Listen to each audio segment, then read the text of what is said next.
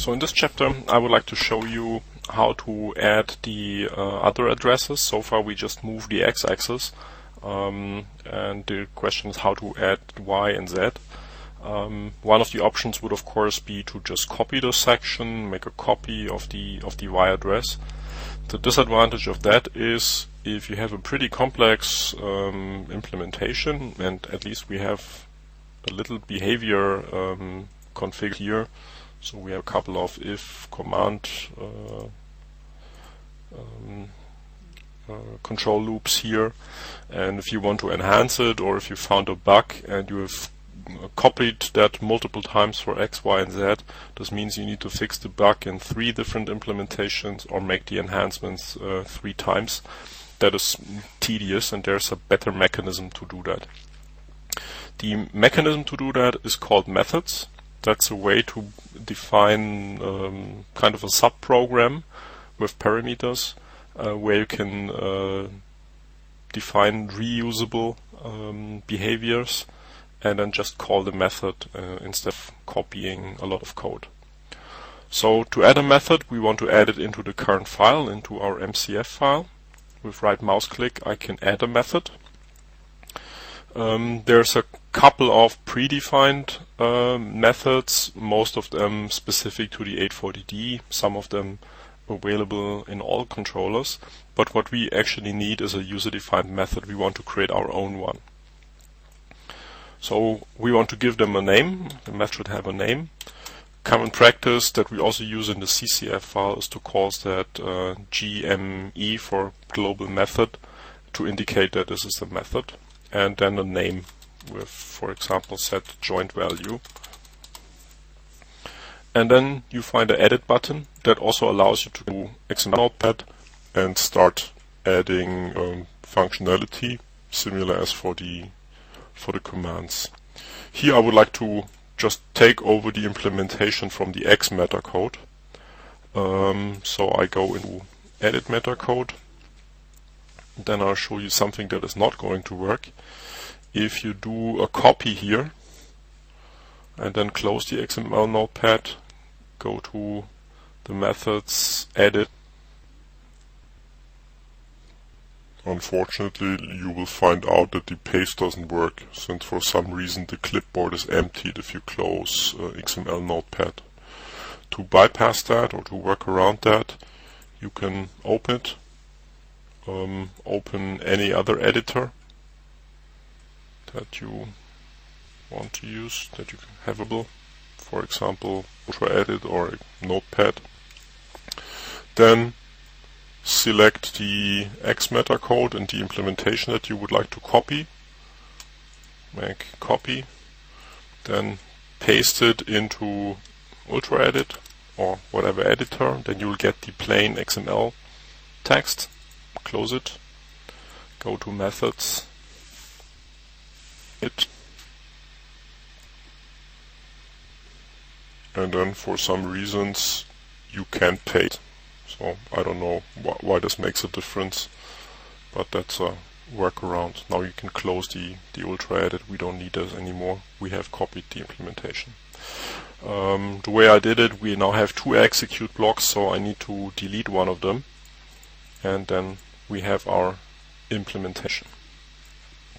Of course, as for a subprogram, at the moment we have still fixed that we always move the x value, so that's not what we want to do if we want to reuse that. So for this reason, you have the capability to define parameters for your method. With right mouse click between name and execute, you can add a parameter, and then just specify a name. So for example, string joint name. That's a convention that I use. The first letters of the variable name should indicate which data type it holds. So in this case it's a variable that contains a string value. Then we need another parameter that contains the joint value. For example like this. And a third one for our flag, for the IC or AC, for the Siemens. Well, let's call it str flag. So now we have 3 parameters, and you can now use them as kind of a variable inside this implementation. So I copy this text, string joint name, and whenever I've specified x directly, I replace that with the variable. I do the same thing for the value.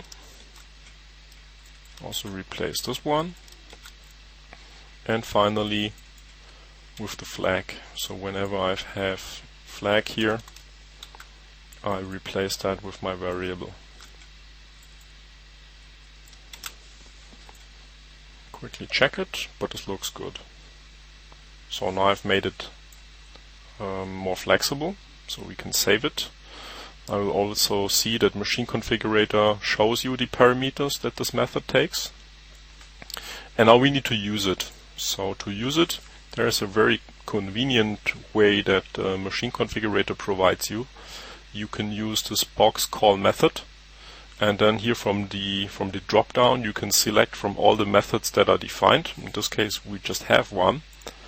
You select the method that you would like to call for the first, and then you see a list of parameters and can feed them with the correct values. So the first parameter is the axis name, so here we need to specify x. The second one is the parameter from the x meta code, so from this list I can select value, and for the flag I select flag. So in this case I'm passing value and flag as the second and third parameter to my method. So that's how I define my x meta code. And now I can copy that,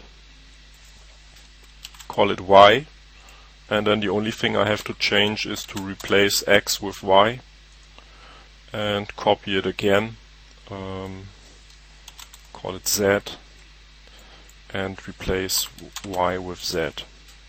And now I have 3 addresses that use this method. It's convenient to reorder the code so that they are in alphabetical order, so you can just do that using drag and drop. Another thing that I would like to introduce here, in Machine Configurator you can press here on the help button, and this will bring you to a small dialog.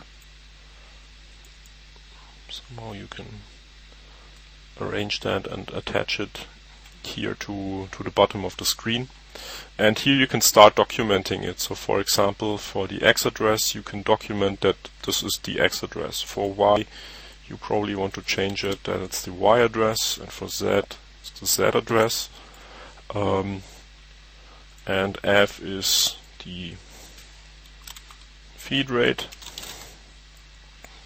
And then you can also use the same mechanism to document the methods. So for example, this is a method to set a joint value. It uses 3 parameters. The first parameter is the joint name, and so on. So here you can start documenting that. So if you look up the same file later on, you can look up what the parameters actually mean without looking into the documentation. We use this extensively in the CCF file. So in the CCF files also all the methods and commands that are defined here have some kind of documentation. So I encourage you to look that up, since it provides helpful information on how to use the CCF file. So finally I will save that. And go to my simulation, or actually first my C program. I would like to test that if x and y really work, and to test that I'm moving all x's, then I move to x100, y100, then back to x0, y0, z100 and z0, and probably all simultaneously, and see if this works. Save it and simulate. So step, first one is a motion in x that worked before, so we're moving in x, then in y, in x again back to 0, y 0, z 100. In this case I get a limit violation since I'm exceeding the kinematic limits. Back to z 0, and then also all three motions simultaneously will also move. And in this case CSE will take care that the tooltip, or in this case the spindle, the tool mount junction, will move exactly on the line. So all three axes are interpolated in a way that they are really on the line, because we've specified on G0 or G1 that this should be a linear rapid or linear type of movement. So that's a pretty convenient way to reuse functionality using methods, and like I said, we used it in the CCF files extensively. Actually, in all CCF files you will find a method that is also called GME set joint value. You will find that in the FANUC, in the Heidenhain, and also in the Siemens you will find a method with this or a very similar name. So we try to make all the CCF files common, so that they're really structured in the same way. And yeah, like I said, you can use the methods yourself to put functionality into subprograms and make it reusable.